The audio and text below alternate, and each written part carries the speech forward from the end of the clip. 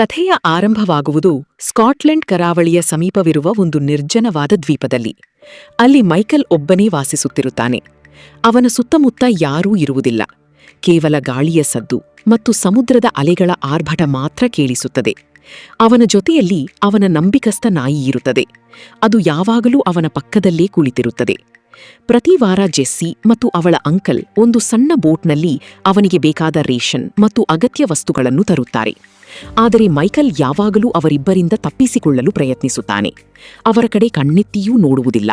ಬಾಗಿಲು ತೆರೆಯುವುದಕ್ಕೂ ಹಿಂಜರಿಯುತ್ತಾನೆ. ಜನರಿಂದ ದೂರವಿರುವುದು ಅವನಿಗೆ ಅಭ್ಯಾಸವಾಗಿ ಹೋಗಿದೆ ಅನಿಸುತ್ತದೆ.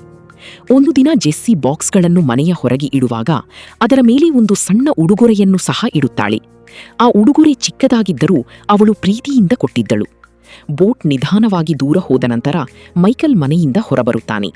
ಅವನು ಏನೂ ಮಾತನಾಡದೆ ಬಾಕ್ಸ್ಗಳನ್ನು ಎತ್ತಿಕೊಳ್ಳುತ್ತಾನೆ ಮತ್ತು ಗಿಫ್ಟನ್ನು ನೆಲದ ಮೇಲೆಯೇ ಬಿಟ್ಟುಬಿಡುತ್ತಾನೆ.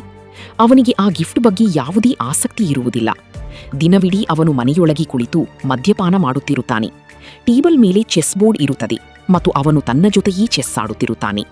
ಮುಂದಿನ ವಾರ ಜೆಸ್ಸಿ ಧೈರ್ಯ ಮಾಡುತ್ತಾಳೆ. ಈ ಬಾರಿ ಅವಳು ಕೇವಲ ಬಾಕ್ಸ್ ಇಟ್ಟು ಸುಮ್ಮನಾಗುವುದಿಲ್ಲ, ಬದಲಾಗಿ ಬಾಗಿಲನ್ನು ತಟ್ಟುತ್ತಾಳೆ. ಮೈಕಲ್ ಕೋಪದಿಂದ ಬಾಗಿಲು ತೆರೆಯುತ್ತಾನೆ. ಬಾಕ್ಸ್ ಹಿಡಿದು ತಕ್ಷಣ ಬಾಗಿಲು ಹಾಕಲು ಹೋಗುತ್ತಾನೆ. ಆದರೆ ಜೆಸ್ಸಿ ತನ್ನ ಪಾದವನ್ನು ಬಾಗಿಲಿನ ಮಧ್ಯೆ ಅಡ್ಡ ಇಡುತ್ತಾಳೆ.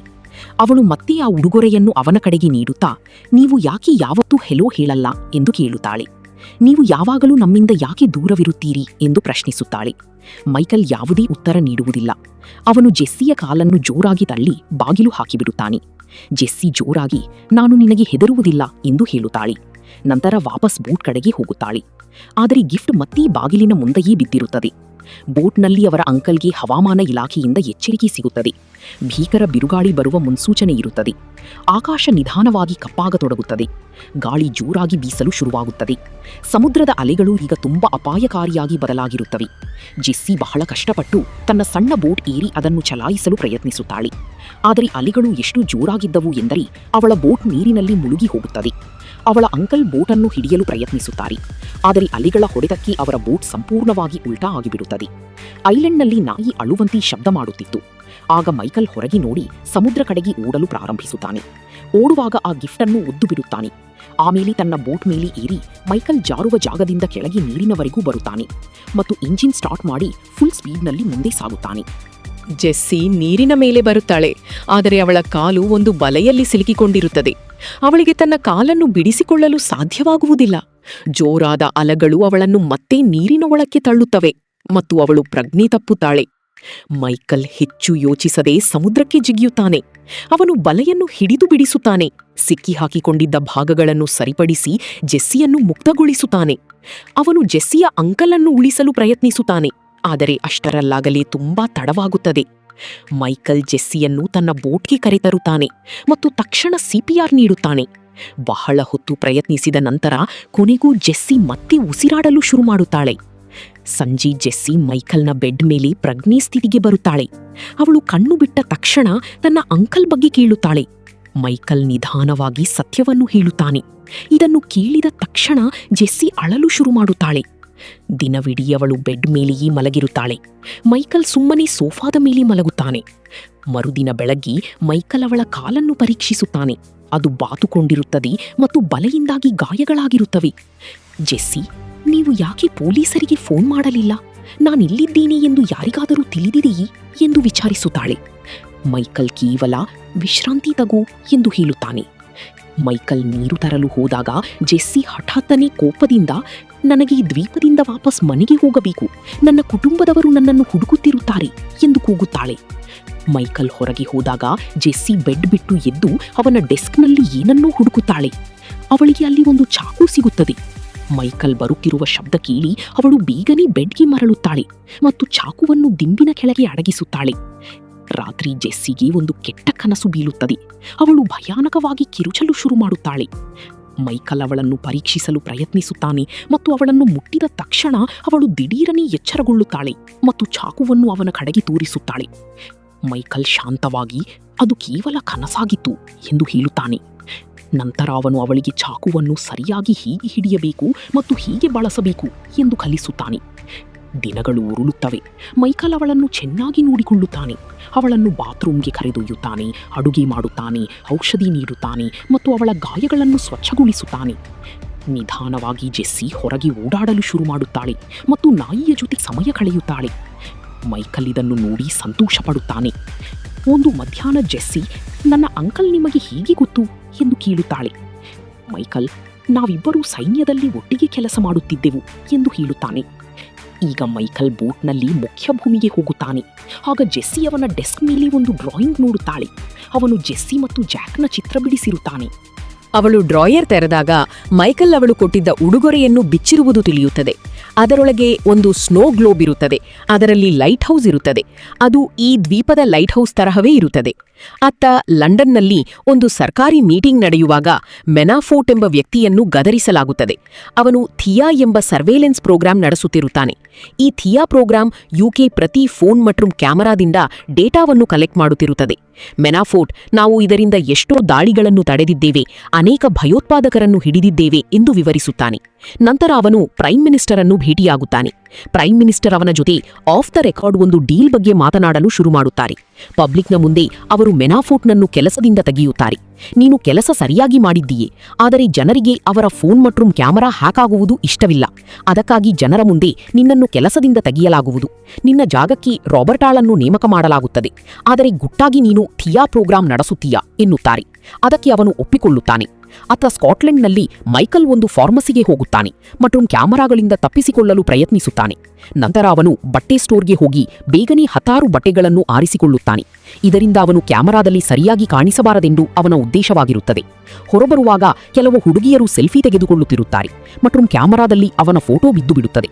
ಈ ಫೋಟೋ ಥಿಯಾ ಡೇಟಾಬೇಸ್ಗೆ ಸೇರಿದ ತಕ್ಷಣ ಅಲರ್ಟ್ ಘೋಷಣೆಯಾಗುತ್ತದೆ. ಅವನನ್ನು ಒಬ್ಬ ಅಪಾಯಕಾರಿ ಭಯೋತ್ಪಾದಕರೆಂದು ಗುರುತಿಸಲಾಗುತ್ತದೆ.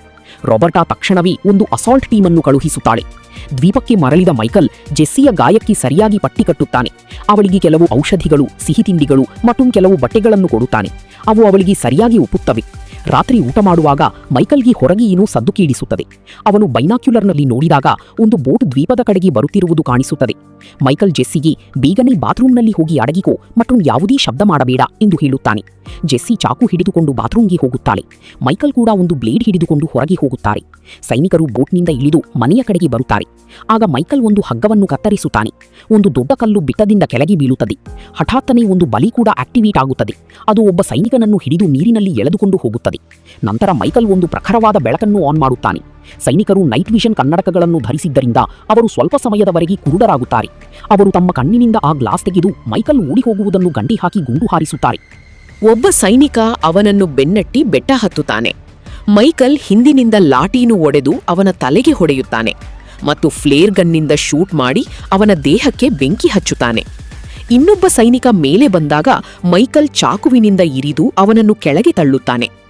ಈ ಮಧ್ಯೆ ಮತ್ತೊಬ್ಬ ಸೈನಿಕ ಮನೆಯ ಒಳಗೆ ನುಗ್ಗುತ್ತಾನೆ ಮತ್ತು ಜಾಕ್ ನಾಯಿ ತಕ್ಷಣ ಅವನ ಮೇಲೆ ಜಿಗಿದು ಭೀಕರವಾಗಿ ದಾಳಿ ಮಾಡುತ್ತದೆ. ಸ್ವಲ್ಪ ಹೊತ್ತಿನ ಹೋರಾಟದ ನಂತರ ಸೈನಿಕ ಜಾಕ್ ಮೇಲೆ ಗುಂಡು ಹಾರಿಸುತ್ತಾನೆ ಮತ್ತು ಅದು ಸ್ಥಳದಲ್ಲಿ ಸಾವನ್ನಪ್ಪುತ್ತದೆ. ಕ್ಷಣಾರ್ಧದಲ್ಲಿ ಎಲ್ಲವೂ ಮುಗಿದು ಹೋಗುತ್ತದೆ. ನಂತರ ಅವನು ಬಾತ್ರೂಮ್ ಬಾಗಿಲ ಬಳಿ ಬಂದು ಜೋರಾಗಿ ಒದ್ದು ಬಾಗಿಲು ಒಡೆಯುತ್ತಾನೆ. ಅವನು ಸುಲಭವಾಗಿ ಜೆಸ್ಸಿಯ ಕೈಯಿಂದ ಚಾಕುವನ್ನು ಕಿತ್ತುಕೊಳ್ಳುತ್ತಾನೆ. ಅವಳ ಕೈ ಹಿಡಿದು ಬಲವಂತವಾಗಿ ಎತ್ತಿಕೊಂಡು ಹೊರಗೆ ಹೋಗುತ್ತಾನೆ. ಗ್ಯಾರೇಜ್ ಒಳಗೆ ಇನ್ನೊಬ್ಬ ಸೈನಿಕ ಮೈಕಲ್ನನ್ನು ಹುಡುಕುತ್ತಿರುತ್ತಾನೆ. ಅವನು ಕತ್ತಲಲ್ಲಿ ಟಾರ್ಚ್ ಹಾಕುತ್ತಾ ಅತ್ತಿತ್ತ ನೋಡುತ್ತಿರುತ್ತಾನೆ. ಮೈಕಲ್ ಅಡಗಿಕೊಂಡು ನಿಂತಿರುತ್ತಾನೆ ಮತ್ತು ಸೈನಿಕ ಮುಂದೆ ಬರುತ್ತಿದ್ದಂತೆಯೇ ಮೈಕಲ್ ಮತ್ತೊಂದು ಟ್ರ್ಯಾಪ್ ಆಕ್ಟಿವೇಟ್ ಮಾಡುತ್ತಾನೆ. ಮೇಲಿಂದ ಒಂದು ದೊಡ್ಡ ಕಬ್ಬಿಣದ ಹುಕ್ ವೇಗವಾಗಿ ಬಂದು ಸೈನಿಕನ ದೇಹವನ್ನು ಸೀಳಿಕೊಂಡು ಹೋಗುತ್ತದೆ. ಅವನು ನೋವಿನಿಂದ ಕಿರುಚುತ್ತಾ ಗಾಳಿಯಲ್ಲಿ ನೇತಾಡುತ್ತಾನೆ. ಮೈಕಲ್ ಅವನು ನೇತಾಡುತ್ತಿರಲಿ ಎಂದು ಹಗ್ಗವನ್ನು ಬಿಗಿಯಾಗಿ ಕಟ್ಟುತ್ತಾನೆ.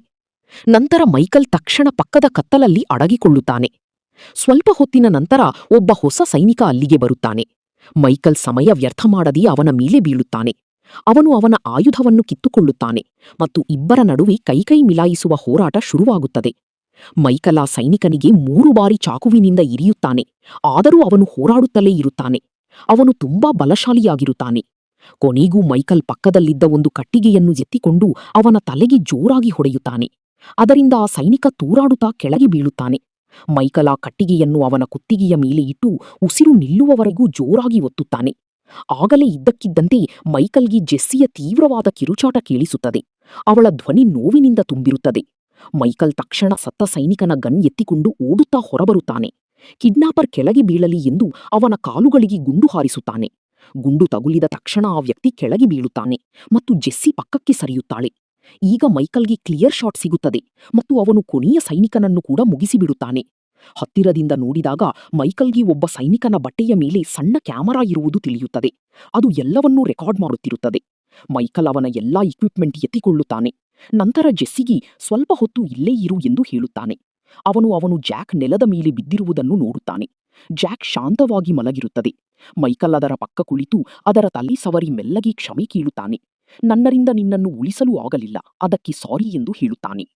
ನಂತರ ಅವನು ಯಾರಿಗೂ ಫೋನ್ ಮಾಡಿ ನಾನ್ ಬರ್ತಾ ಇದ್ದೀನಿ ಮತ್ತು ನನ್ನ ಜೊತೆ ಬ್ಯಾಗೇಜ್ ಇದೆ ಎಂದು ನಿಧಾನವಾಗಿ ಹೇಳುತ್ತಾನೆ.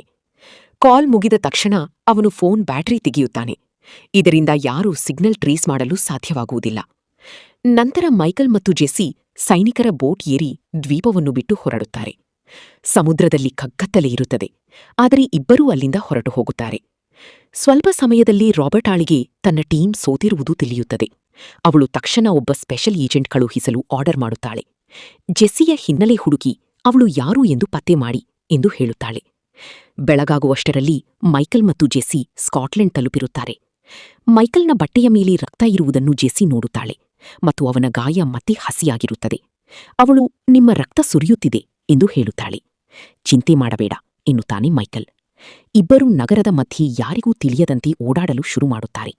ಅವರು ಕ್ಯಾಮರಾಗಳಿಂದ ತಪ್ಪಿಸಿಕೊಳ್ಳಲು ಪ್ರಯತ್ನಿಸುತ್ತಾರೆ ಮತ್ತು ಕೊನೆಗೂ ಅವರಿಗೆ ಒಂದು ಗಾಡಿ ಸಿಗುತ್ತದೆ.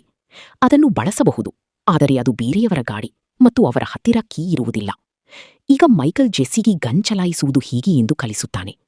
ಗಾರ್ಡ್ ತರಹ ನಿಂತು ಗಮನ ಹರಿಸುತ್ತಿರು ಎಂದು ಅವಳಿಗೆ ಹೇಳುತ್ತಾನೆ. ನಂತರ ಅವನು ಎದುರಿಗಿರುವ ಮನೆಯೊಳಗೆ ನುಗ್ಗುತ್ತಾನೆ. ಒಳಗೆ ಹೋಗಿ ಅವನು ಕಾರಿನ ಕೀ ಹುಡುಕುವಾಗ ಒಬ್ಬ ಸಣ್ಣ ಮಗು ಅವನನ್ನು ನೋಡಿ ಹೆದರುತ್ತದೆ. ಹಠಾತ್ತನೆ ಮನೆಯ ಮಾಲೀಕ ಬಾಗಿಲಿಗೆ ಬರುತ್ತಾನೆ ಮತ್ತು ಮೈಕಲ್ ಮೇಲೆ ಗನ್ ತೋರಿಸುತ್ತಾನೆ.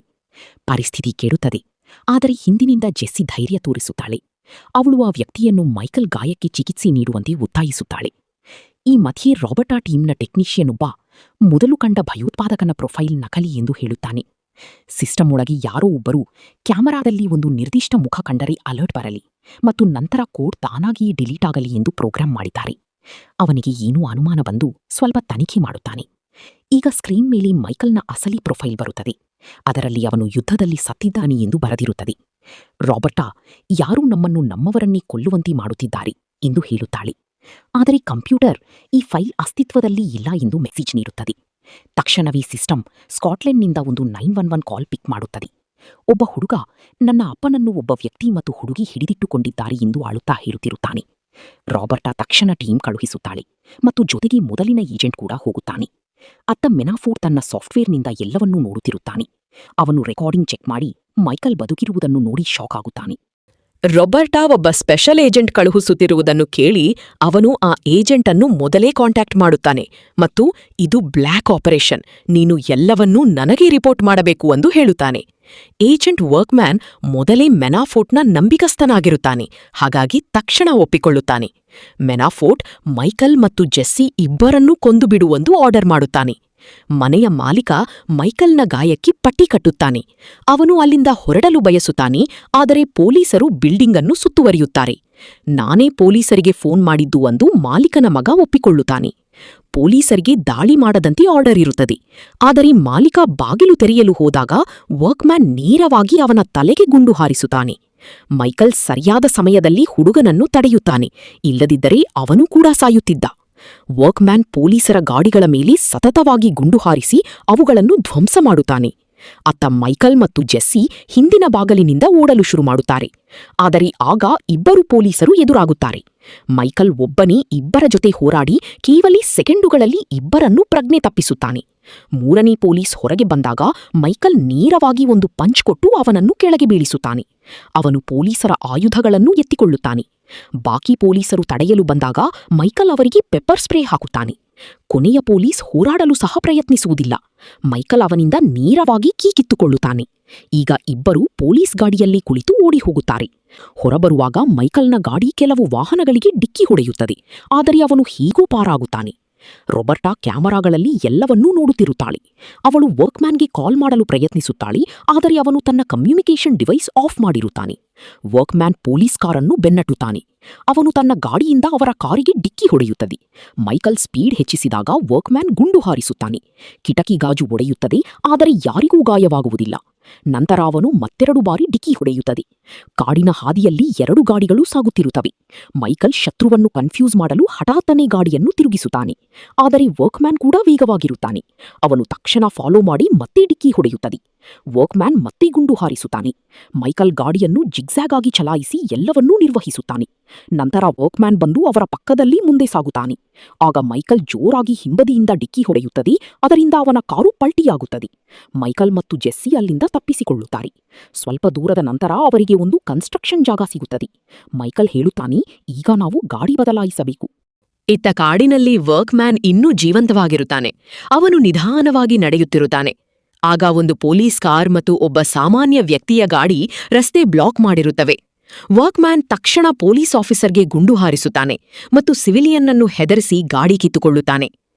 ಆಫೀಸ್ನಲ್ಲಿ ರಾಬರ್ಟಾ ಮೆನಫೋರ್ಟ್ಗೆ ಕಾಲ್ ಮಾಡಿ, ನಿನಗೆ ಮೈಕಲ್ ಬಗ್ಗೆ ತಿಳಿದಿದೆಯೇ ಎಂದು ಕೇಳುತ್ತಾಳೆ. ಮೆನಫೋರ್ಟ್ ವರ್ಷಗಳ ಹಿಂದೆ ತಾನು ಬ್ಲ್ಯಾಕ್ ಕೈಟ್ಸ್ ಎಂಬ ಸೀಕ್ರೆಟ್ ಪ್ರೋಗ್ರಾಂ ನಡೆಸುತ್ತಿದ್ದ ಬಗ್ಗೆ ಹೇಳುತ್ತಾನೆ. ಅವರು ಸೀಕ್ರೆಟ್ ಮಿಷನ್ ಮಾಡುವ ಅತ್ಯಂತ ಅಪಾಯಕಾರಿ ಏಜೆಂಟುಗಳಾಗಿದ್ದರು. ಯಾವುದೇ ಸರ್ಕಾರಿ ರೆಕಾರ್ಡ್ ಇಲ್ಲದ ಮೈಕಲ್ ಅಂತಹ ಏಜೆಂಟುಗಳಲ್ಲಿ ಒಬ್ಬ ಮತ್ತು ತುಂಬಾ ಟ್ಯಾಲೆಂಟೆಡ್ ಕೂಡ. ಒಂದು ದಿನ ಅವನನ್ನು ಬೇರೆ ದೇಶದಲ್ಲಿ ಇಂಟೆಲಿಜೆನ್ಸ್ ಆಫೀಸರ್ ಅನ್ನು ಕೊಲ್ಲಲು ಕಳುಹಿಸಲಾಗಿತ್ತು. ಅವನು ಸುಳ್ಳು ರಿಪೋರ್ಟ್ ಬರೆದು ನಾಪತ್ತೆಯಾದನು. ಮೈಕಲ್ ಶತ್ರುಗಳ ಜೊತೆ ಸೇರಿಕೊಂಡಿರಬಹುದು ಎಂದು ಮೆನಫೋರ್ಟ್ ಅನುಮಾನ ವ್ಯಕ್ತಪಡಿಸುತ್ತಾನೆ. ಅವನನ್ನು ತಡೆಯಲು ನಿನ್ನ ಪೂರ್ಣ ಶಕ್ತಿಯನ್ನು ಬಳಸು ಎಂದು ಅವನು ರಾಬರ್ಟಾಳಿಗೆ ಹೇಳುತ್ತಾನೆ. ನಂತರ ರಾಬರ್ಟಾ ಟೆಕ್ನಿಷಿಯನ್ ಮೂಲಕ ಬ್ಲ್ಯಾಕ್ ಕೈಟ್ ಸಿಸ್ಟಮ್ ಅನ್ನು ಹ್ಯಾಕ್ ಮಾಡಿಸುತ್ತಾಳೆ. ಫೈಲ್ಗಳು ಓಪನ್ ಆಗುತ್ತವೆ. ಮೈಕಲ್ ಒಬ್ಬ ಇರಾನಿಯನ್ ಸೈಂಟಿಸ್ಟ್ ಪಾರಾಗಲು ಸಹಾಯ ಮಾಡಿದ್ದನ್ನು ಅವಳು ನೋಡುತ್ತಾಳೆ. ಆ ಸೈಂಟಿಸ್ಟ್ ಅವರಿಗೆ ನ್ಯೂಕ್ಲಿಯರ್ ಪ್ರೋಗ್ರಾಂ ಬಗ್ಗೆ ಎಲ್ಲಾ ಮಾಹಿತಿ ನೀಡಿದ್ದನು. ಅವನನ್ನು ಕೊಲ್ಲುವಂತೆ ಆರ್ಡರ್ ಇತ್ತು. ಆದರೆ ಮೈಕಲ್ ತನ್ನ ಮಾತಿನಂತೆ ನಡೆದುಕೊಳ್ಳುವುದೇ ಸರಿ ಎಂದು ಭಾವಿಸಿದ್ದನು. ರಾಬರ್ಟಾ ಫೈಲ್ಗಳನ್ನು ಓದುತ್ತಿರುವಾಗ ಮೆನಫೋರ್ಟ್ ಸೆಕ್ಯೂರಿಟಿ ಕ್ಯಾಮೆರಾ ಮೂಲಕ ಅವಳ ಮೇಲೆ ಕಣ್ಣಿಟ್ಟಿರುತ್ತಾನೆ. ಎಲ್ಲವೂ ಇನ್ನಷ್ಟು ಅಪಾಯಕಾರಿಯಾಗಿ ಬದಲಾಗುತ್ತದೆ. ಜೆಸ್ಸಿ ಶಾಂತವಾದ ಧ್ವನಿಯಲ್ಲಿ ಮೈಕಲ್ನನ್ನು ಕೇಳುತ್ತಾಳೆ, ನಿಮ್ಮಲ್ಲಿ ಯಾರಾದರೂ ಕುಟುಂಬದವರು ಇದ್ದಾರೆಯೇ? ಮೈಕಲ್ ನೇರವಾಗಿ ಇಲ್ಲ ಎಂದು ಉತ್ತರಿಸುತ್ತಾನೆ. ನನಗೆ ಯಾವುದೇ ಕುಟುಂಬವಿಲ್ಲ, ನನಗೆ ಹೆಂಡತಿ ಮಕ್ಕಳು ಬೇಕಿರಲಿಲ್ಲ ಎಂದು ವಿವರಿಸುತ್ತಾನೆ. ಜೆಸ್ಸಿ ಸ್ವಲ್ಪ ಬೇಸರದಿಂದ, ನನಗೆ ಕಷ್ಟದ ಜೀವನ ಕೂಡ ಒಪ್ಪಿಗೆ ಇರುತ್ತಿತ್ತು, ನನ್ನ ಅಮ್ಮ ಮತ್ತು ಅಪ್ಪ ವಾಪಸ್ ಸಿಕ್ಕಿದ್ದರೆ ಸಾಕು ಎಂದು ಹೇಳುವಾಗ ಅವಳ ಕಣ್ಣಲ್ಲಿ ನೀರಿರುತ್ತದೆ. ನಂತರ ಅವಳು ಬ್ಯಾಗ್ನಿಂದ ಒಂದು ಮಡಚಿದ ಪೇಪರ್ ತೆಗೆಯುತ್ತಾಳೆ. ಅದು ಮೈಕಲ್ ಬಿಡಿಸಿದ ಜಾಕ್ನ ಚಿತ್ರವಾಗಿರುತ್ತದೆ. ಜಾಕ್ ನಿಮ್ಮ ಅಸಲಿ ಕುಟುಂಬವಾಗಿದ್ದನು ಎಂದು ಅವಳು ಮೆಲ್ಲಗೆ ಹೇಳುತ್ತಾಳೆ. ಸ್ವಲ್ಪ ಸಮಯದ ಪ್ರಯಾಣದ ನಂತರ ಇಬ್ಬರೂ ಮುಂದಿನ ನಗರ ತಲುಪುತ್ತಾರೆ. ಅಲ್ಲಿ ತಲುಪಿ ಇಬ್ಬರೂ ತಲೆ ತಗ್ಗಿಸಿ ನೇರವಾಗಿ ನಡೆಯಲು ಶುರು ಮಾಡುತ್ತಾರೆ. ಇದರಿಂದ ಸೆಕ್ಯೂರಿಟಿ ಕ್ಯಾಮೆರಾಗಳು ಅವರ ಮುಖವನ್ನು ರೆಕಾರ್ಡ್ ಮಾಡಲು ಸಾಧ್ಯವಾಗುವುದಿಲ್ಲ. ಅವರು ಎಲ್ಲವನ್ನೂ ಗಮನಿಸುತ್ತಾ ನಡೆಯುತ್ತಿರುತ್ತಾರೆ. ಆದರೆ ಆಗಲೇ ಅಲ್ಲಿಂದ ಒಂದು ಕಾರ್ ಹಾದು ಹೋಗುತ್ತದೆ. ಅದರಲ್ಲಿ ಡ್ಯಾಶ್ ಕ್ಯಾಮ್ ಇರುತ್ತದೆ. ಆ ಕ್ಯಾಮೆರಾದಲ್ಲಿ ಅವರ ಮುಖ ಸೆರೆಯಾಗುತ್ತದೆ. ಸ್ವಲ್ಪ ಹೊತ್ತಿನಲ್ಲಿ ಮೆನಫೋರ್ಟ್ಗೆ ಅವರ ನಿಖರವಾದ ಲೊಕೇಶನ್ ತಿಳಿಯುತ್ತದೆ. ಮೆನಫೋರ್ಟ್ ಆ ವಿಡಿಯೋ ಫೂಟೇಜ್ ಅನ್ನು ಎಡಿಟ್ ಮಾಡುತ್ತಾನೆ. ಅವನು ವಿಡಿಯೋದಿಂದ ಮೈಕಲ್ ಮತ್ತು ಜೆಸ್ಸಿಯನ್ನು ಮಾಯ ಮಾಡುತ್ತಾನೆ. ಇದರಿಂದ ಯಾರೂ ಅವರನ್ನು ನೋಡಲು ಸಾಧ್ಯವಾಗಬಾರದು ಎಂದು ಅವನು ಹಾಗೆ ಮಾಡುತ್ತಾನೆ. ನಂತರ ಅವರ ಲೊಕೇಶನ್ನ ಕೋಆರ್ಡಿನೇಟ್ಸ್ ಅನ್ನು ತಕ್ಷಣವೇ ವರ್ಕ್ಮ್ಯಾನ್ಗೆ ಕಳುಹಿಸುತ್ತಾನೆ. ಮೈಕಲ್ ಮತ್ತು ಜೆಸ್ಸಿ ಒಂದು ಲೋಕಲ್ ಚರ್ಚ್ನ ಒಳಗೆ ಹೋಗುತ್ತಾರೆ.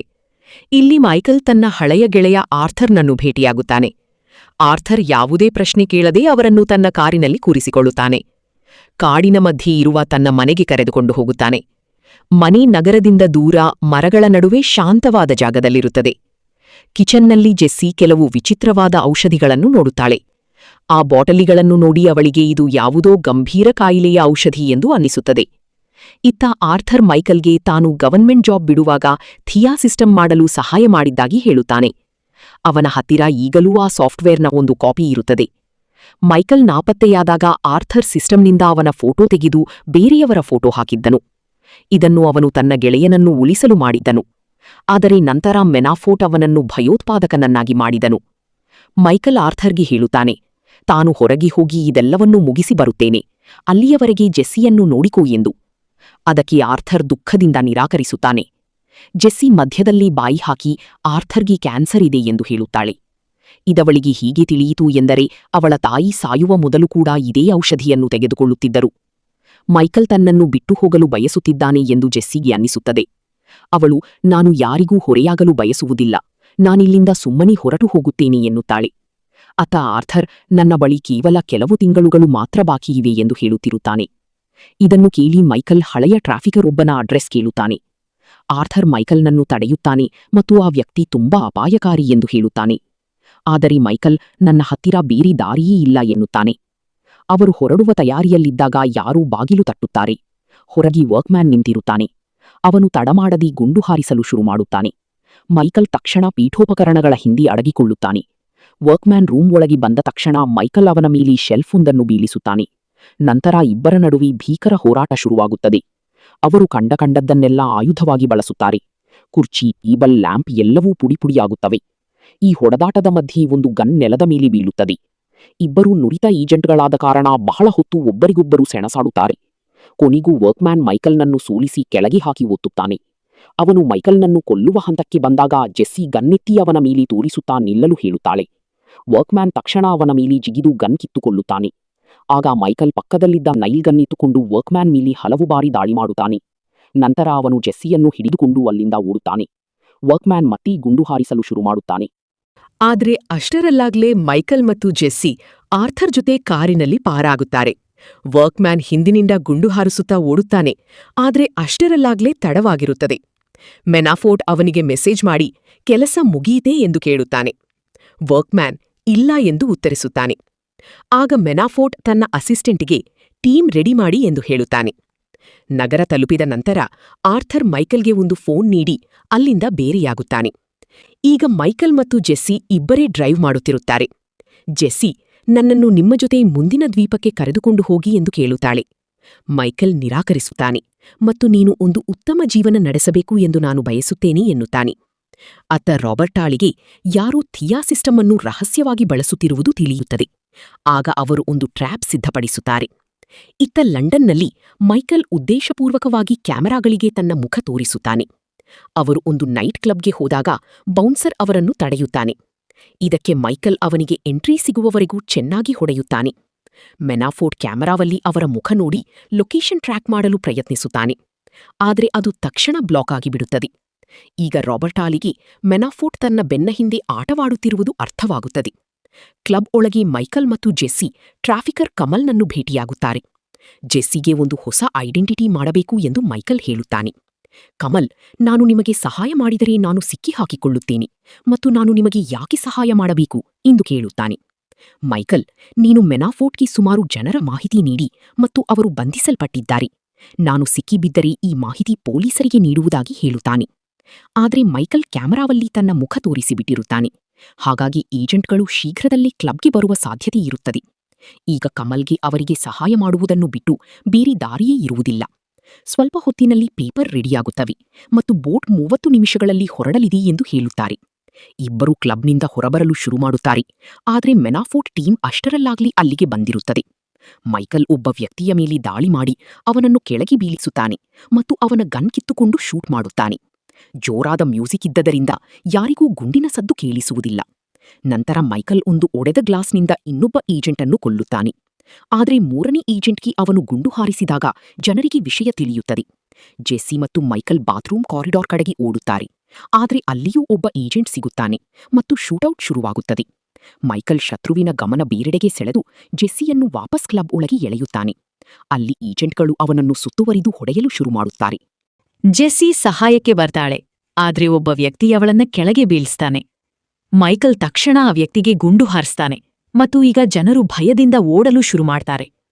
ಗದ್ದಲದಲ್ಲಿ ಒಬ್ಬ ಏಜೆಂಟ್ ಸಮಯ ನೋಡಿ ಜೆಸ್ಸಿಯನ್ನ ಕಿಡ್ನಾಪ್ ಮಾಡ್ತಾನೆ. ಅತ್ತ ಮೈಕಲ್ ಆರ್ಥರ್ಗೆ ಫೋನ್ ಮಾಡ್ತಾನೆ. ಆರ್ಥರ್ ಸೆಕ್ಯೂರಿಟಿ ಕ್ಯಾಮೆರಾ ಮೂಲಕ ಕಿಡ್ನಾಪರನ್ನ ಫಾಲೋ ಮಾಡುತ್ತಿರುತ್ತಾನೆ ಮತ್ತು ಅವನು ಮೈಕಲ್ಗೆ ಯಾವ ಹಾದಿಯಲ್ಲಿ ಹೋಗಬೇಕು ಎಂದು ಸತತವಾಗಿ ಹೇಳುತ್ತಿರುತ್ತಾನೆ. ಜೆಸ್ಸಿಯನ್ನ ಒಂದು ವ್ಯಾನ್ನ ಹಿಂದೆ ಹಾಕಿದ ತಕ್ಷಣ ರೋಬರ್ಟಾ ಟೀಮ್ ಕೂಡ ಬಂದು ರಸ್ತೆಯನ್ನ ಬ್ಲಾಕ್ ಮಾಡುತ್ತದೆ. ಮೈಕಲ್ ಅವರಿಬ್ಬರೂ ಶತ್ರುಗಳೆಂದು ಭಾವಿಸುತ್ತಾನೆ. ಅವನು ಕೆಲವು ಸೈನಿಕರನ್ನ ಹೊಡೆದು ದಾರಿ ಮಾಡಿಕೊಂಡು ಓಡುತ್ತಾನೆ. ವ್ಯಾನ್ ಸಿಗುತ್ತಿದ್ದಂತೆಯೇ ಮೆನಾಫಾರ್ಟ್ ಏಜೆಂಟ್ಗಳು ಅವನನ್ನ ಸುತ್ತುವರಿಯುತ್ತಾರೆ. ಮೈಕಲ್ ಒಬ್ಬೊಬ್ಬರನ್ನೇ ಕೆಳಗೆ ಬೀಳಿಸಿ ಜೆಸ್ಸಿಯ ಹತ್ತಿರ ತಲುಪುತ್ತಾನೆ. ಆಗಲೇ ವರ್ಕ್ಮ್ಯಾನ್ ಅಲ್ಲಿಗೆ ಬರುತ್ತಾನೆ. ಆದರೆ ಅಷ್ಟರಲ್ಲಾಗಲೇ ಇಬ್ಬರೂ ಒಂದು ಬೈಕ್ ಕದ್ದು ಅಲ್ಲಿಂದ ಪರಾರಿಯಾಗುತ್ತಾರೆ. ಸಮುದ್ರದ ದಂಡೆಯ ಮೇಲಿರುವ ಪ್ಲಾಟ್ಫಾರ್ಮ್ ಮೇಲೆ ಜೆಸ್ಸಿ ಅಳುತ್ತಿರುತ್ತಾಳೆ. ಅವಳು ಮೈಕಲ್ ಇಲ್ಲದೆ ಹೋಗಲು ಬಯಸುವುದಿಲ್ಲ. ಆಗ ಹಠಾತ್ತನೇ ಗುಂಡಿನ ಸದ್ದು ಕೇಳಿಸುತ್ತದೆ. ಮೈಕಲ್ ಜೆಸ್ಸಿಯನ್ನ ಬೋಟ್ ಕಡೆಗೆ ದೂಡಿ ಅವಳನ್ನ ಅಲ್ಲಿಂದ ಸುರಕ್ಷಿತವಾಗಿ ಕಳುಹಿಸುತ್ತಾನೆ. ಇದರ ನಂತರ ಮೈಕಲ್ ಮತ್ತು ವರ್ಕ್ಮ್ಯಾನ್ ಒಬ್ಬರಿಗೊಬ್ಬರು ಗುಂಡು ಮುಗಿಯುವವರೆಗೆ ಶೂಟ್ ಮಾಡಿಕೊಳ್ಳುತ್ತಾರೆ. ನಂತರ ಇಬ್ಬರು ಕೈಯಿಂದಲೇ ಹೋರಾಡಲು ಶುರು ಮಾಡುತ್ತಾರೆ. ಪೈಪ್ ಮತ್ತು ಚೈನ್ನಿಂದ ದಾಳಿ ಮಾಡುತ್ತಾರೆ. ವರ್ಕ್ಮ್ಯಾನ್ ಮೈಕಲ್ನ ಗಂಟಲು ಹಿಸುಕಲು ಪ್ರಯತ್ನಿಸುತ್ತಾನೆ. ಆದರೆ ಮೈಕಲ್ ಅವನನ್ನ ಕೆಳಗೆ ಬೀಳಿಸಿ ಚೈನ್ನಿಂದ ಹಲವು ಬಾರಿ ಹೊಡೆಯುತ್ತಾನೆ. ಕೊನೆಗೆ ಅವನು ಚೈನನ್ನ ಪೈಪ್ಗೆ ಸವರಿ ವರ್ಕ್ಮ್ಯಾನ್ ತಲೆಗೆ ಜೋರಾಗಿ ಹೊಡೆದು ಅವನನ್ನ ಕೊಂದು ಹಾಕುತ್ತಾನೆ. ಕೆಲವು ಸಮಯದ ನಂತರ ತನ್ನ ದೊಡ್ಡ ಮನೆಯಲ್ಲಿ ಮೆನಫಾಟ್ ಕಿಟಕಿಯಿಂದ ಹೊರಗೆ ನೋಡುತ್ತಾನೆ. ಇಬ್ಬರು ಗಾರ್ಡ್ಗಳು ನೆಲದ ಮೇಲೆ ಸತ್ತು ಬಿದ್ದಿರುತ್ತಾರೆ. ಅವನು ತಿರುಗಿದಾಗ ಮೈಕಲ್ ರೂಮೊಳಗೆ ನಿಂತಿರುತ್ತಾನೆ. ಇಬ್ಬರು ಬ್ಲ್ಯಾಕ್ ಕೈಟ್ ಪ್ರಾಜೆಕ್ಟ್ ಬಗ್ಗೆ ವಾದ ಮಾಡುತ್ತಾರೆ. ಕೊನೆಗೆ ಮೈಕಲ್ ನೇರವಾಗಿ ಅವನ ತಲೆಗೆ ಗುಂಡು ಹಾರಿಸ್ತಾನೆ. 3 ತಿಂಗಳ ನಂತರ ಸ್ಪೇನ್ನಲ್ಲಿ ಜೆಸ್ಸಿ ಒಂದು ಹೊಸ ಜೀವನ ಶುರು ಮಾಡಿರುತ್ತಾಳೆ. ರೊಬರ್ಟಾ ಮತ್ತು ಅವಳ ಟೀಮ್ ಅವಳನ್ನ ದೂರದಿಂದ ಗಮನಿಸುತ್ತಿರುತ್ತಾರೆ. ಮೈಕಲ್ ಯಾವಾಗ ವಾಪಸ್ ಬರುತ್ತಾನೆ ಎಂಬ ನಿರೀಕ್ಷೆಯಲ್ಲಿ ಅವರು ಇರುತ್ತಾರೆ. ಆಗ ಕ್ಯಾಮರಾ ಸ್ವಲ್ಪ ಅಲುಗಾಡುತ್ತದೆ ಮತ್ತು ರೊಬರ್ಟಾಳಿಗೆ ಜೆಸ್ಸಿ ಕಾಣಿಸುವುದಿಲ್ಲ. ಒಬ್ಬ ವೀಟ್ರೆಸ್ ಒಂದು ಬ್ಯಾಗ್ ತಂದು ಜೆಸ್ಸಿಗೆ ಕೊಡುತ್ತಾಳೆ. ಅದರಲ್ಲೊಳಗೆ ಒಂದು ಚೆಸ್ ಪೀಸ್ ಇರುತ್ತದೆ. ರಸ್ತೆಯ ಆ ಕಡೆ ಮೈಕಲ್ ಇರುತ್ತಾನೆ. ಅವನು ಕೊನೆಗೂ ಅವಳನ್ನ ಕರೆದುಕೊಂಡು ಹೋಗಲು ಬಂದಿರುತ್ತಾನೆ.